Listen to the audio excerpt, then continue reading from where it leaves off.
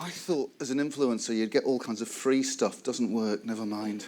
Fantastic. Okay, I suddenly realised when I was checking this before, first and really, really important mistake, it's not the Centre for Digital Trust and Security, it's the Centre for Digital Trust and Society, which of course is exactly why we named it that, so we didn't have security in the title.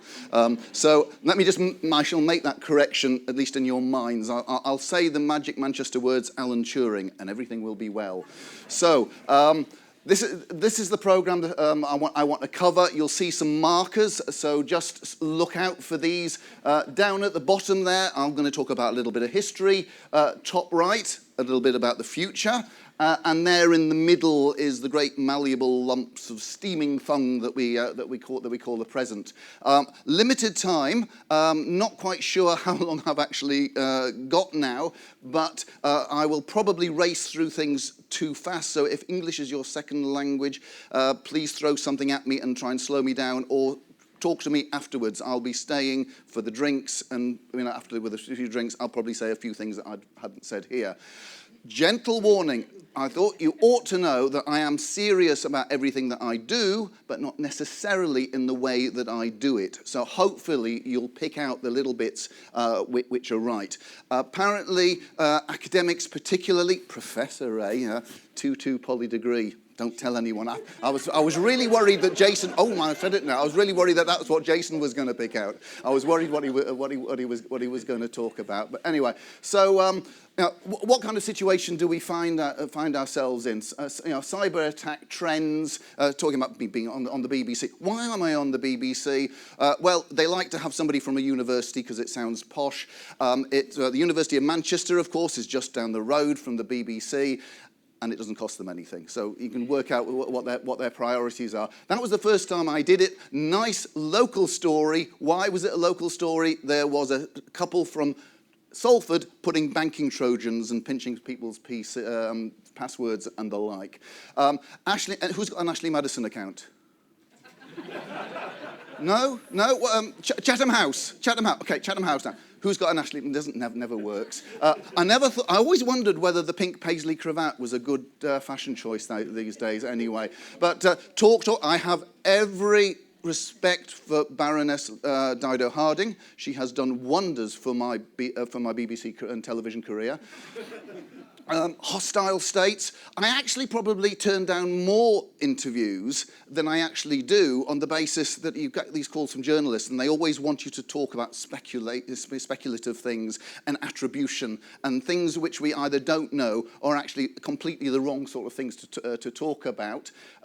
It's all, the technology varies. It used to be great big data halls and then it was clever software and the like, dragging things off people's computers. And always remember, we talk about the CIA triad, confidentiality, integrity, and availability. And it's often about the availability and the confidentiality stuff that people talk about. And I think the integrity message is often a poor cousin, and people often forget to talk about that. But that was another incident where I was pleased to kind of discuss some of the issues. Can anybody spot the trend? We've got academic side, data. What's the trend? What's the x-axis? Absolutely. Yes. This is what cybersecurity does to you folks. Anyway, so you can find the CV stuff. Some of the basis of what I want to talk about actually comes in that little red circle. It's actually built on basic principles that I try to develop for my PhD, which probably isn't quite as long ago as you might think it was, because I was a bit of a late starter. 2-2 poly degree, getting into a university to do a PhD. You've got to tell a good story. My friend Stuart always says to tell a good story and put up a picture of a towering intellect. I actually thought you'd be more interested in the Manchester statue of Alan Turing, so there you go. Hold this idea in your head and hold that heat map in your head as well. I'm going to go into more detail. But I think cybersecurity, given how much we rely now and perhaps have always relied on information, is so much of a huge challenge because it governs everything that we do. Some years ago, I was at a dinner, very cliched, it was a Friday night dinner, and there was a big, I'm going to do an American accent there, so I'm going to insult somebody, but there was this big American lawyer there, and he said, well, so Daniel, you're in cybersecurity, and I thought, oh, here, it's my night off, I didn't really want to talk about it. He said, are we winning? And I said, well, you know, the food is hot, the water's purified, the lights are on, the traffic lights outside are changing. Perhaps we're winning. Don't know. I think, well, we know about the challenges. We know about the bad stuff too. So historically, why are we in the state that we're in today? Well, I think it's because of a great divergence. Now, some people are probably sitting there and looking at that saying, cybersecurity has got nothing to do with cybersecurity. And you're probably going to start quoting William Gibson, etc., etc. No, no, no, no. It goes back to Norbert Wiener. The idea cyber and its origin in the Greek word about being able to steer things, about control and communication and positive and causal feedback loops. This is what we want. We want to be able to direct things so that we get beneficial and good outcomes, you know, for us, not for the bad people. So it needs that constant attention. Unfortunately, back in the mid-50s, people weren't too enamored with Wiener's work and the work of Ashby and Beer and some other great personalities. So essentially what they did was to behead, I think, the core part of the processing, call it artificial intelligence, and now today here we are trying to glue things back together, worrying about the effects of the decisions made by artificial intelligence on our lives and how it might be used and abused by the other side for their attacks, I'll use the aggressive attack word, on our cybersecurity, while we actually haven't got our systems in place. In fact, I will even go as far as saying that when you sit down and do a security awareness session for someone, you should apologize to them first and point out that you're asking them to compensate for the fact that the systems that we are giving them to use have got so many flaws. We ask them to do huge things under duress. Oh yeah, well, you've got to click here and click. Oh yeah, but you've got to also spot these incoming emails from professional, clever social engineers. And what do? We ask people on minimum wage. We should invert the organisation chart, because the people on a minimum wage are being asked to protect multi-billion pound assets. So I don't think we actually give people a level playing field. We're asking people to have unfair extra tasks, very quick to blame when things go wrong, but how many people have security in their objectives when they have their annual performance review or appraisal review? They're given targets to meet. So of course they're going to find the workarounds and the quick fixes, some of which I want to propose as ways to be a little bit more secure by design. Now, you probably, okay, hands up who have used this. Hands up who explains what we need to do in cybersecurity has 3 components. People, process, and technology. Come on, Chatham House. Right, come on, will the liars put their hands up as well? We've all done it. I've done it. Stood in front of the board and say, oh, we can break this down easily into these problems. These are huge.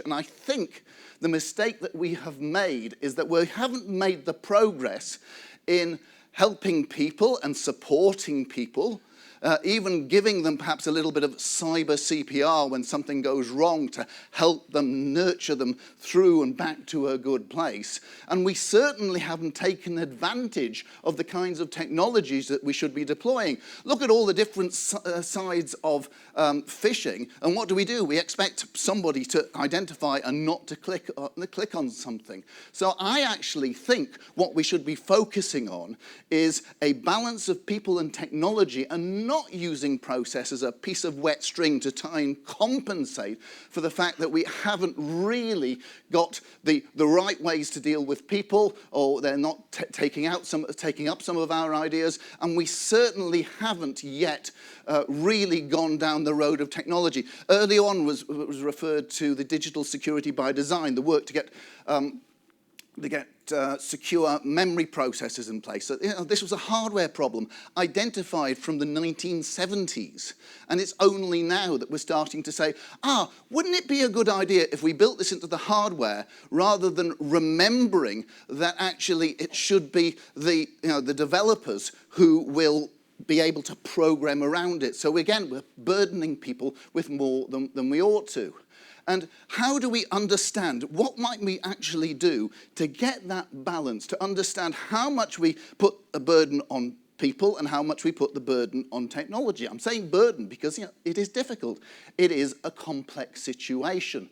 And there was, back in 1960, the paper there was published by J.C.R. Licklider, talking about balancing and getting people to interact and closer, perhaps more around the HCI side of the areas that we were talking with.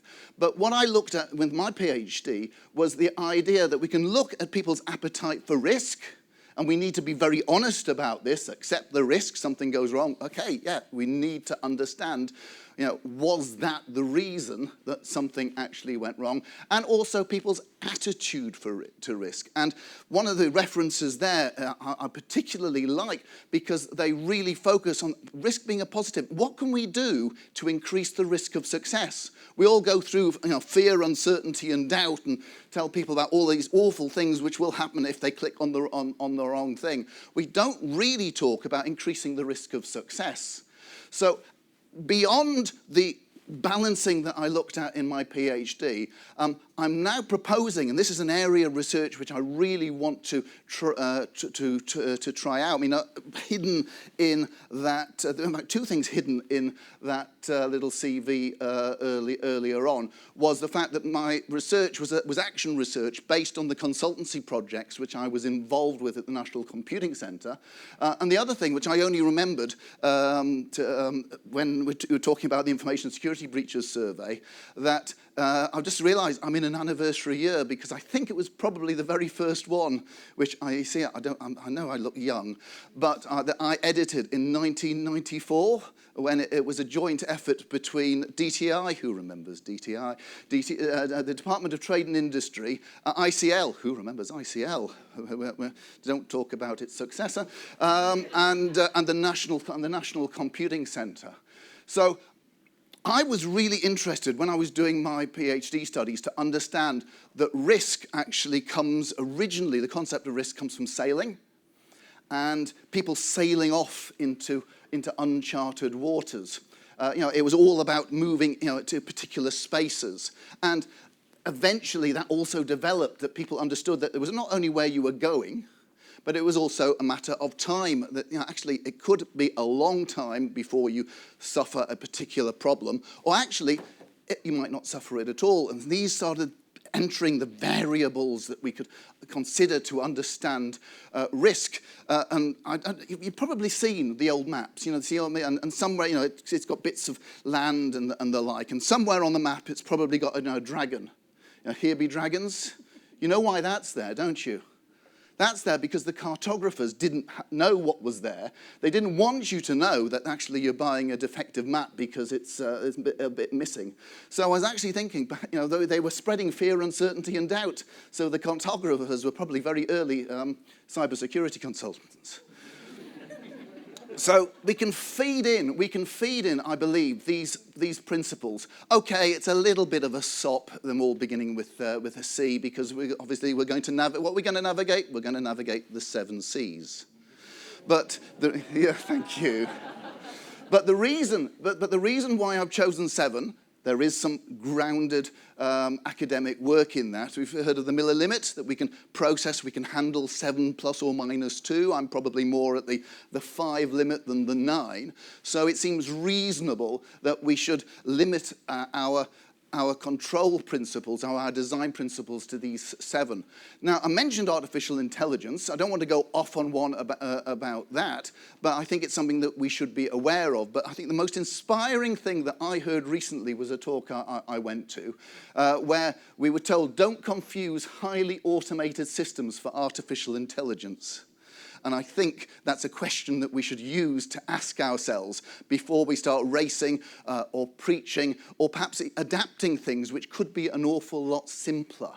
So it's a potential, but it's a tool to be used in the right places. And perhaps some of these principles might be used to improve it. So principle number one, if you can identify the black, tell me afterwards at the drinks thingy if you identify where some of these images have come from. No reverse image searching, you technical people. But the black and white ones were the ones I was thinking about. But essentially, we want this technology to actually help us. If you remember back 2008, that's when we all became interested, and I think we were just about calling it computer security or information assurance then, when somebody bunged all of the child benefit details of the UK onto a couple of CDs. I was asked at the time by Computer Weekly about that, and they proposed the idea that the person who had done this was certainly not the person who I would employ. And I said, no, actually, it's exactly the kind of person I would employ, because that person has been through it. They have experienced it. They've had an emotional inoculation.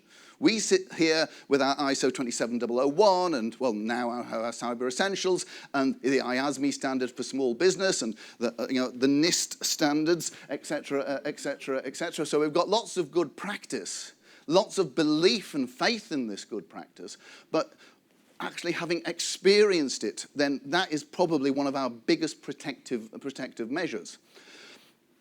We want to still be able to use the system. I think it was probably the very first Cyber UK conference, which I'm guessing was 2014, 2015, after the formulation of the National Cyber Security Centre, where their Chief Technical Officer, Ian Levy, the greatest takeaway I took from that was, we've always gone on about protection.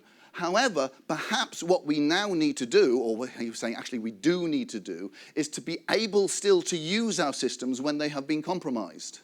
And of course, we talked about earlier about flat systems. There are loads of different examples. I think one of my favorite examples that I talk to my students about is the Sony hack of some years back, where one of the first pieces of data which was stolen were the network maps to help them round the flat area. If that's not chutzpah, you know what chutzpah is? It's a Yiddish word. It's that level of cheek where you kill both parents and then ask the judge for clemency because you're an orphan.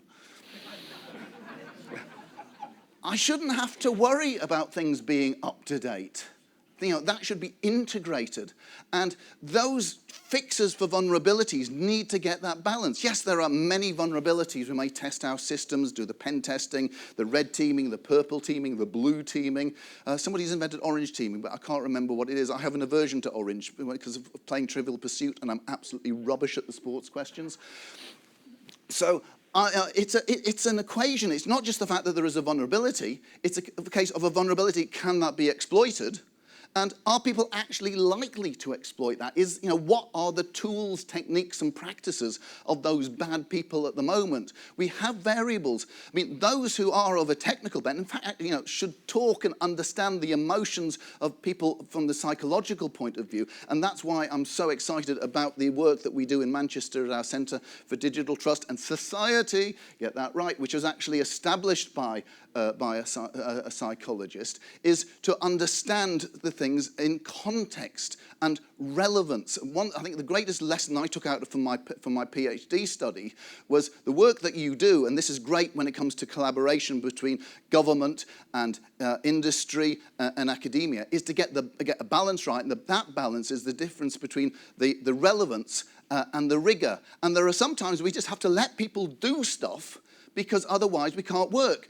Again, back to basic principles, and it's referenced on here, work that I did with Neera Jones, who at the time was head of risk at Barclaycard, so she understood a few things, was to identify that the most important thing that any system has to do is to operate. It has to operate and it has to deliver. I shouldn't have, there was a talk early on, I can't remember which one it was, I should have noted it down, where we shouldn't have to hack the technology. We shouldn't have to have the workarounds. I mean, mean, we're doing it with good intentions, but we all know which road is paved with them.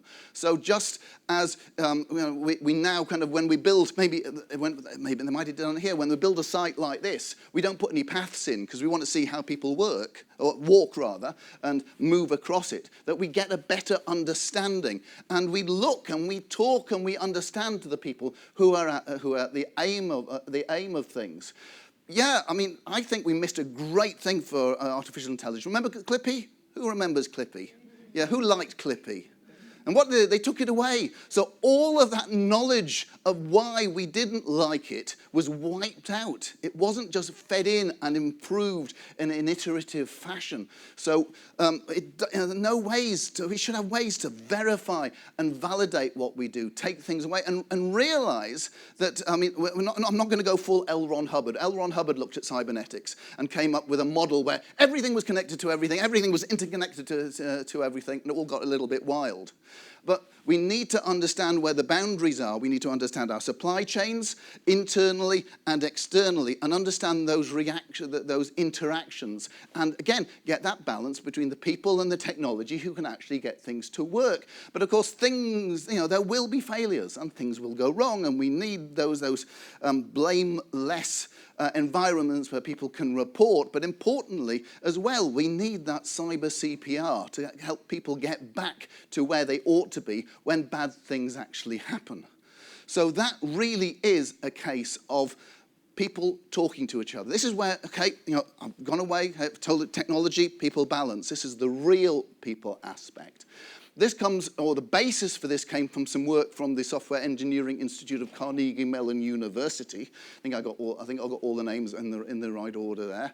And where essentially, yes, and we all laughed when people of a certain age laughed when Donald Rumsfeld said that there were things that we know and things that we don't know and things that we don't know that we don't know, et cetera. And we've got, of course, Nicholas Taleb's lovely book about black swans. But we should be learning, so when we do find something that nobody could have predicted, the dual use of a new technology, for example, that things are fed back. Yes, we all have to make sure that we don't have too much month left at the end of the money, so all of a sudden we're accountants. No, we're not. There's so much more to the accountancy. We're not legal experts, despite the fact that we might have read part of the Data Protection Act at some time, probably the old one, and so that's good enough, isn't it? Probably not. So we need to be able to call in those areas of expertise. And that's not just the academic expertise, that's the expertise of the people on the ground who know how things are done. So we don't end up spending, for example, £444 million on the Libra court system, which was wonderfully automated, all the stuff going on in the courts, but it was automating a broken system in the first place.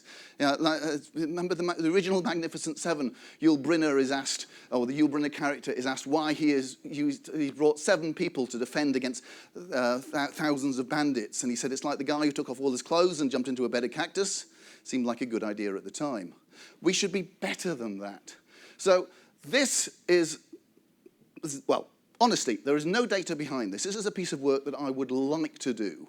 And I think it's a piece of work that we need to do because we need to use this Toynbee idea that we need to understand what it is that we want to achieve and work towards it. If you haven't read it, look at the Ray Bradbury story, The Toynbee Convector.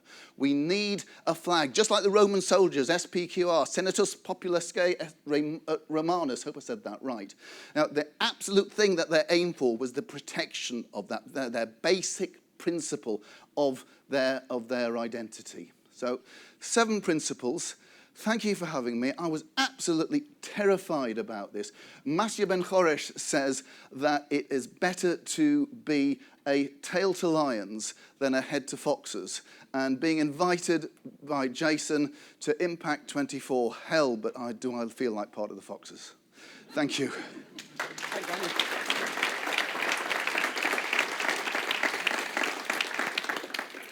Questions? Really? It was fantastic. Not a question. It was fantastic. Oh. My favourite slide was the BBC slide, I won't lie. No questions. Stunned. Stunned? Everybody's thinking, did he actually make any sense there? know what? On that point, just focusing on that. 2 key takeaways from your talk. If you had to summarize all of that, if you think that there's some people out there that maybe didn't get some of the points, any 2 key points?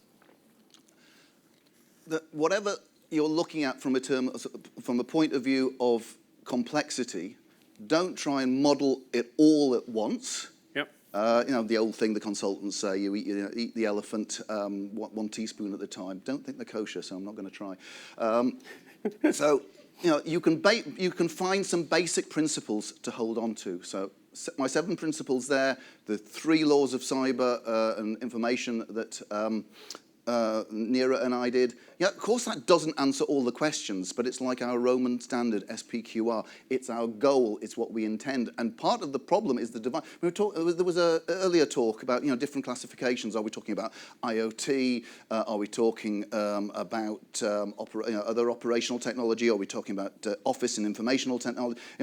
We often spend our time classifying stuff, and then we end up in silos, and we just self-harm with Occam's razor.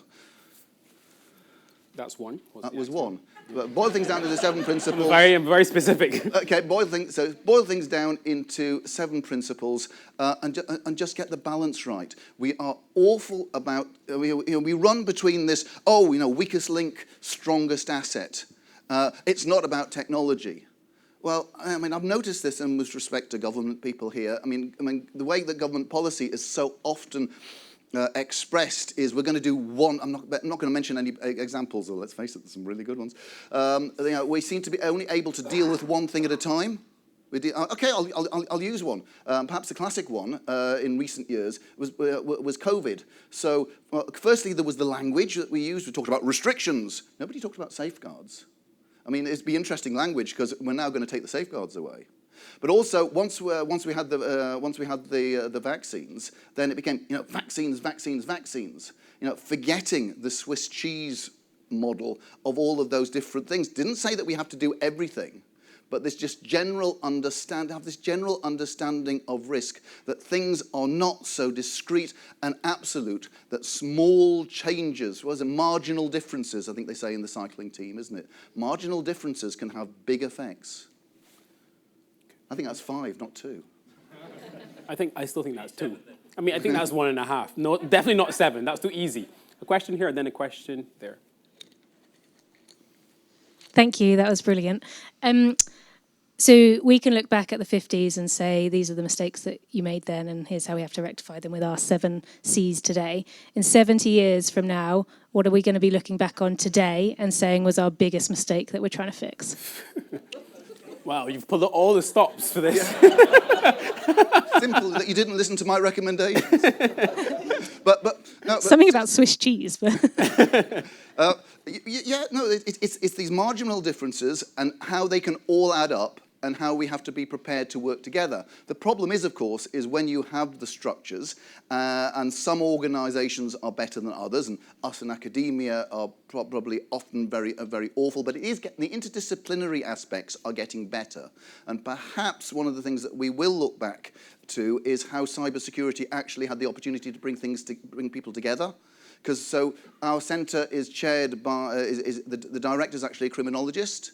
And to a certain extent, here's me with all of these great principles, and SME should do this, and writing the IASME standard. I wrote the original one.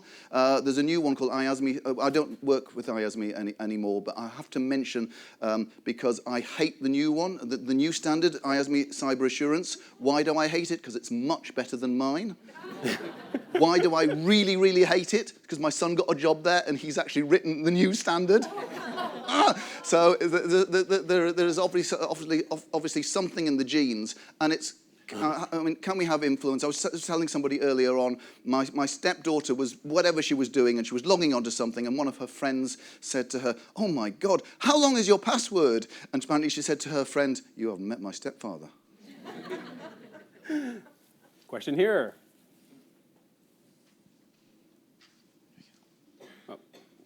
Two mics, look at that. So popular. I'm going to get a bit real world, sorry. Right at the beginning, you talked about we expect too much from people under duress. And I wanted to stand up and applaud, because I think it's something that we do constantly. And you also talked about removing the process from the people process technology.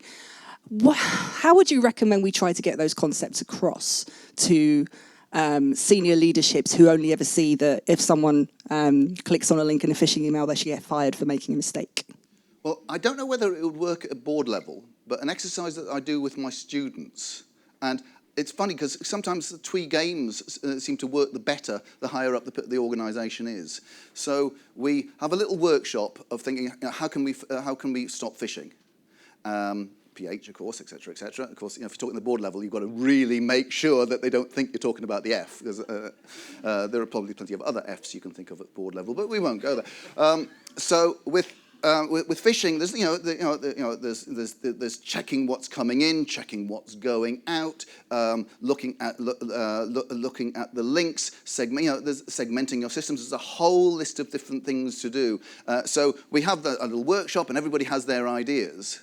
And then we try, and then we sort of put them up in this kind of situation. Everyone's saying, no, that one first, that one in that order, that one in that order. And everybody realised, because everybody's got their pet idea, this is the one I suggested, and they realise that they've all got a good suggestion.